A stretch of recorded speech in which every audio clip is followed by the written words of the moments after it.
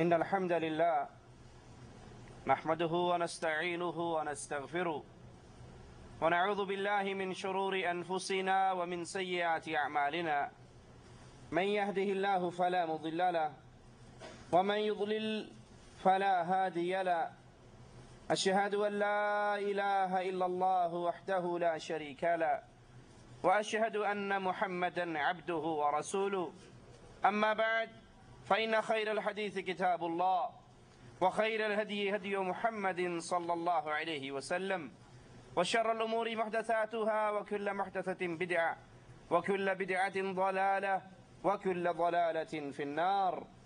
أعوذ بالله من الشيطان الرجيم. بسم الله الرحمن الرحيم. لقد رضي الله عن المؤمنين إذ يبايعونك تحت الشجرة فعلم ما في قلوبهم فأنزل السكينة عليهم وأثابهم فتحا قريبا.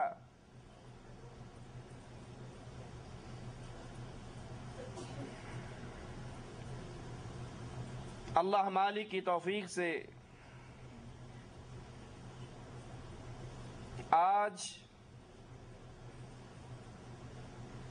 اس ذات کا تذکرہ سنیں گے جن کو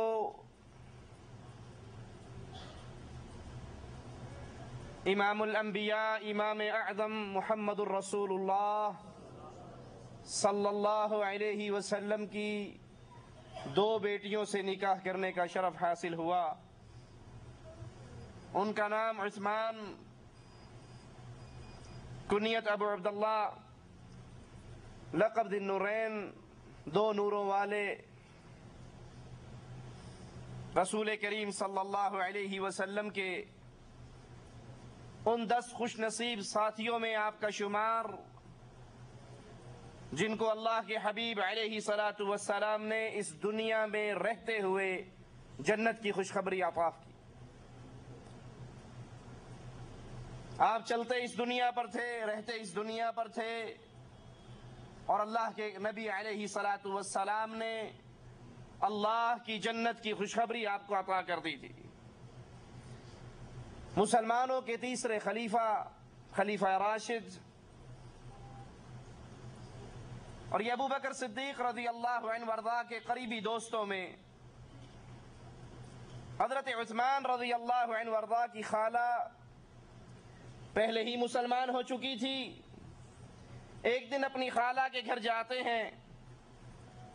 خالہ ان کو دین اسلام کی دعوت دیتی ہیں اور کہتی ہیں بھانجے وہ دین جو محمد صلی اللہ علیہ وسلم لے کر آئے ہیں وہ دین حق ہے، نجات اور بہتری اسی میں ہے کہ تو بھی اس دین کو قبول کر لے. حضرت عثمان خالہ کی باتوں سے متاثر ہوتے ہیں. پھر حضرت ابو بکر صدیق رضی اللہ عنہ وارضاہ سے ملاقات ہوتی ہے اور اس ملاقات پہ اپنی خالہ کی باتوں کو دہراتے ہیں. تو ابو بکر صدیق رضی اللہ عنہ وارضاہ فرماتے ہیں اللہ کی قسم عثمان تیری خالہ نے جو کہا ہے حق کہا ہے.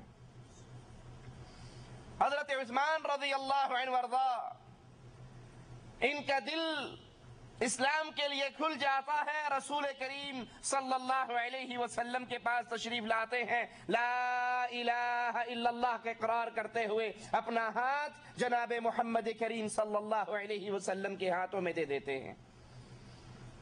آپ کے چچا کو پتہ لگتا ہے کہ عثمان رضی اللہ عنہ وارضاہ اہل ایمان کی صف میں شامل ہو گئے، محمد کریم صلی اللہ علیہ وسلم کے ساتھیوں میں شامل ہو گئے. وہ آپ کو رسیوں میں جکڑتے ہیں، شدید عذاب اور مصیبتوں میں مبتلا کرتے ہیں، ان کے ظلم کا سلسلہ جاری رہتا ہے. لیکن سیدنا عثمان، میرے ماں باپ قربان ہو جائیں آپ کے قدموں پر، استقامت کا پہاڑ، کہتے ہیں چچا میں نے سوچ اور سمجھ کر لا الہ الا اللہ پڑھا ہے، آپ جو کر سکتے ہیں کر گزریں. عثمان کی گردن کٹ سکتی ہے لیکن عثمان اب اسلام کے دامن سے اپنے دامن کو چھڑا نہیں سکتا. میں لا الہ الا اللہ محمد رسول اللہ کا اقرار کر کے اللہ کے نبی صلی اللہ علیہ وسلم پر ایمان لے آیا ہوں. آپ مار سکتے ہیں مار لیجئے، جو چاہے کر لیں، آپ ہر طرح کے ظلم مجھ پہ کر سکتے ہیں، لیکن میرا دامن اب اہل ایمان میں شامل ہو چکا ہے، میں مسلمان ہو چکا ہوں، میرے دل سے ایمان کی غیرت کو نہیں نکال سکتے۔ جب ظلم حد سے بڑھ گیا اور صحابہ کرام ابتدا میں جتنے لوگ بھی مسلمانوں کی جماعت میں شامل ہوئے، کفار نے ان پہ ظلم کی چکیاں چلائیں، بے بہا ظلم کیا۔ جب یہ کفار کا ظلم حد سے بڑھتا ہے تو امام الانبیاء امام اعظم محمد الرسول اللہ صلی اللہ علیہ وسلم مسلمانوں کو اجازت دیتے ہیں کہ تم حبشہ کی طرف ہجرت کر جاؤ۔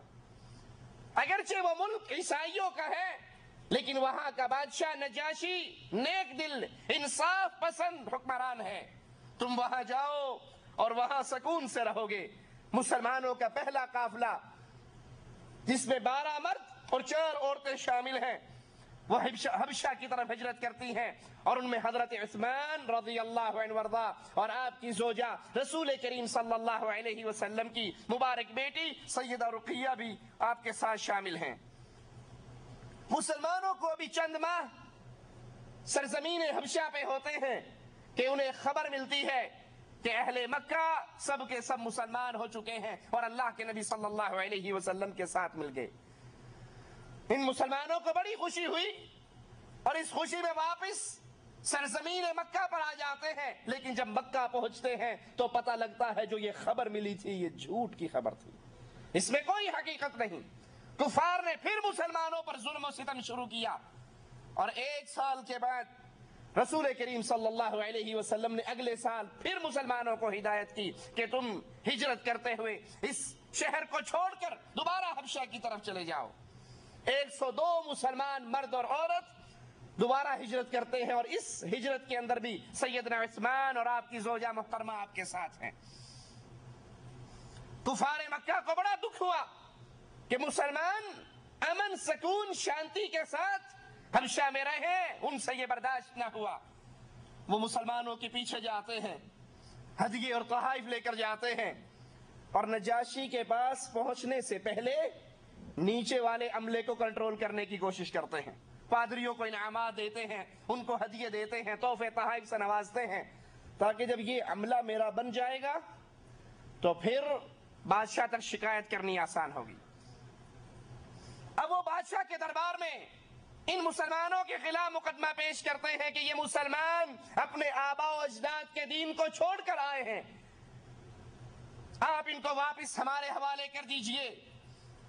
نجاشی مسلمانوں کو بلاتا ہے، ان سے صورتحال پوچھتا ہے، مسلمان جواب میں کہتے ہیں اے بادشاہ، ہم شراب پیا کرتے تھے، ہم زنا کرتے تھے، ہم چوریاں کرتے تھے، ہم ڈاکے ڈالتے تھے، ہمارے اندر ساری برائیاں تھی، یہاں تک کہ اللہ عز و جل نے اپنے ایک بندے کو رسول بنا کر ہماری طرف بھیجا جس نے ہمیں برے کاموں سے روکا، ہمدردی کا سبق دیا، لوگوں کے حقوق پامال کرنے سے ہمیں روکا، ہم ساری بری عادتوں کو چھوڑ کر اللہ کے نبی پر ایمان لے آئے۔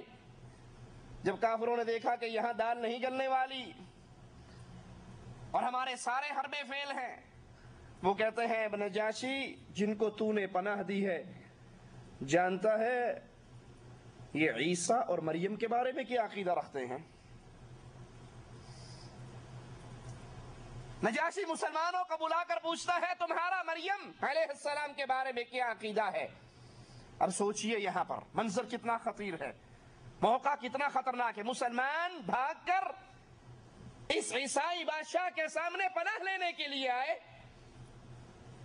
اور وہ دکھتی ہوئی رگ اس پر کفار مکہ نے ہاتھ رکھا ہے کہ مسلمان عیسیٰ کو اللہ کا بیٹا نہیں جانتے، تثلیث کے قائل نہیں ہے، 3 الہوں کے قائل نہیں ہے، یہ تو مریم کو اللہ کی بندی جانتے ہیں، عیسیٰ کو اللہ کا بندہ جانتے ہیں۔ جب یہ عقیدہ اس نجاشی کے سامنے پیش ہوگا تو یہ ضرور غصے میں آ کر ان کو ہمارے حوالے کر دے گا، لیکن قربان جائیے محمد کریم صلی اللہ علیہ وسلم کے تیار کردہ ان اصحاب پر۔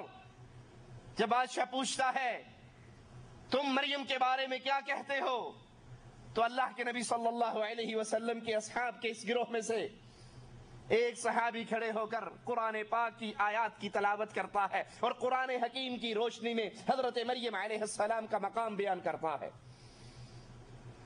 نجاشی زمین سے ایک تنکا اٹھاتا ہے اور کہتا ہے اللہ کی قسم تم نے مریم کی جو شان بیان کی ہے اس تنکے کے برابر بھی اس میں تم نے کمی نہیں کی، یہی اس کی حقیقت ہے جو تم نے بیان کی ہے۔ اور کفار وہاں سے نامراد لوٹتے ہیں۔ مسلمان کچھ عرصے کے بعد پھر واپس آ جاتے ہیں اور پھر تیسری مرتبہ رسول کریم صلی اللہ علیہ وسلم کے صحابہ